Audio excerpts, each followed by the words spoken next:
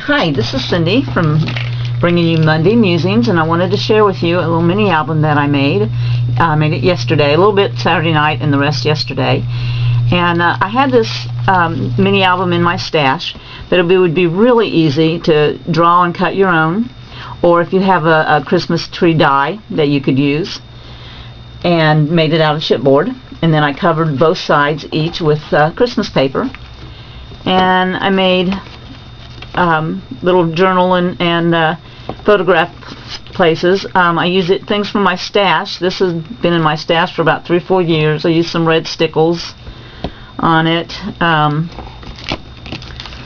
Let's see, these were some things out of my stash that I had for years, and I used some Tim Holtz things and just made little dimensional stuff. And this is a Tim Holtz Christmas seasonal tags. And then I got one more spot for either journaling or photos, and there's the back. And they're fun to do, really fun and really easy, and you can use scraps in your stash and everything. And next I'm going to make a gingerbread one, and this is also something I had in my stash. I think I'd gotten them for $1 at a scrapbook store sale or something. But again, it's very simple to draw. You could take a coloring book and find a gingerbread shape out of that, or draw your own, or you could use Tim Holtz gingerbread die. And then what I've done is I've used the Tim Holtz seasonal stash, and I've cut out I have 5 gingerbreads, so I've cut out 5 pattern papers from that seasonal stash. And then I also used the resist paper, the what's it called? It's the Christmas Tim Holtz stash. There it is, Christmas Memories stash of the resist paper, and it's got all kinds of really cool papers in there.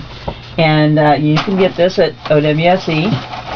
And so I cut 3 of those out, and then I cut 2 from plain craft paper. And on this one I used tea dye distress ink, and I used walnut stain as well to make it a little darker around the edges. Okay, to make him look a little more like a gingerbread. There it is without the inks. And on this one of the resist, I used also tea dye and walnut, and I hope that the camera is picking up this resist right in through here, but it looks very cool. And then you can decorate this one just exactly the way that we decorated the other one. I'm using Ink Essentials Glue and Seal, and it's the matte finish, and it's just really easy to spread on. I'm using one of my really old scruffy paint brushes to spread it on with,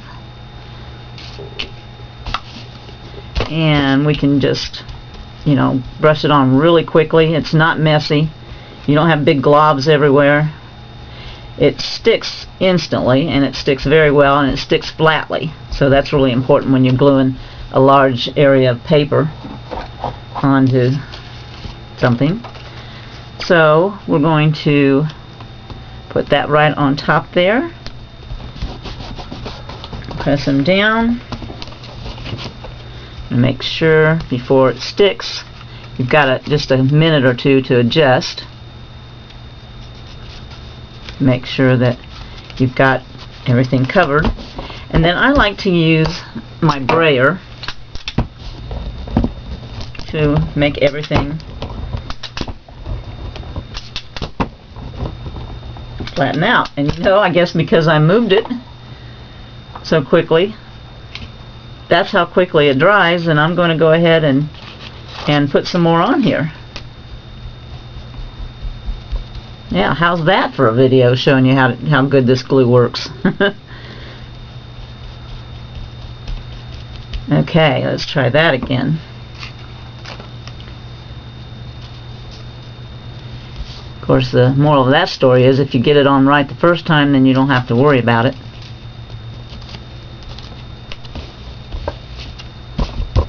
Okay, and now let's spray her over it, and it's sticking. Yay! Now also, I will go around when I'm finished and ink the edges, and you could also do that beforehand, before you put the papers on. And these papers are so nice that, you know, they've even got plain colors on the other side, so if you wanted to, you could use these on the plain side, but I kind of think it's a waste of all the really cool patterns on the other side. But let's ink up this one in with the blues, and I'm going to use Tumbled Glass and Faded Jeans. And let's see, I want to use this one, this ink tool, and I'm going to put the Tumbled Glass on first. Let me move my ink out of the way so you can see. And I'm just going to start off the craft mat, or on the craft mat, off of the piece that I'm inking. This gives your cutout a little bit of dimension, shading along the sides. And then I'm going to use, well, shoot, I think I used the dark color first, didn't I? Okay, so let's go back to the light color and let's fill in a little bit in the center with some of the light color. I did that backwards. Okay, so yeah, we put the light color on first, and then we put the dark color on to add the dimensions. Let me go back and get some more of this Faded Jeans to make that a little darker. There you go, and you just want to hit the edges. Don't want to go into the centers at all. Okay, see, I think I've got another one we could put blue on. Let's do this one also in blue, and let's start out right with the Tumbled Glass.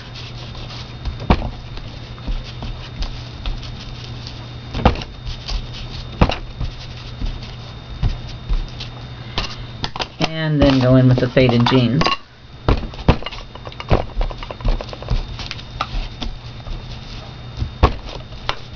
Darken that edge up a little bit.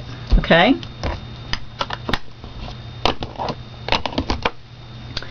And I think I forgot to draw my hose on there, but that's easily taken care of, because all I have to do is take my pattern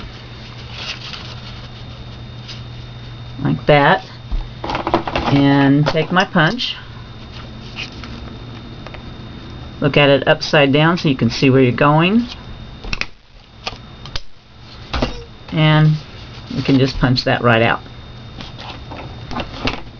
So let's do this one.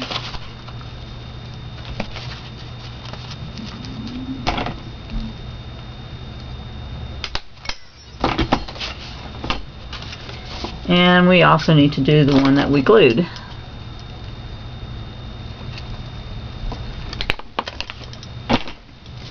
Then I can glue this onto this side.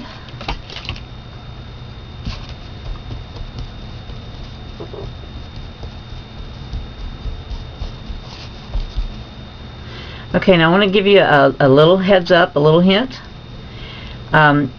As one of the new partners in the OWSE store and club, then it will be my responsibility and my pleasure to issue 2 challenges a month. So I'm going to tell you right now, for everyone that's watching this video gets a heads up and a head start, because this is going to be my challenge for December 1st through December 15th, to make a Christmas mini album, any shape that you prefer. Fun shape you want to do. You could do a gingerbread house, you could do a tree, you could do a Santa, do anything you want. And so that's how easy it is to make the first page. It's very sturdy.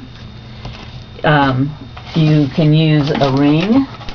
I've got mine around here somewhere and it's lost. You can use a bead chain. You can also, you know, cut out all kinds of circles on your own. I have a large recollections punch that I use for that. And you can use, this is some simple stories stickers that you can use. This is a graphics 45 that you can cut out and use to decorate on your gingerbread men. But don't fill it all up, because you want to remember that you want to leave room for journaling and for photos.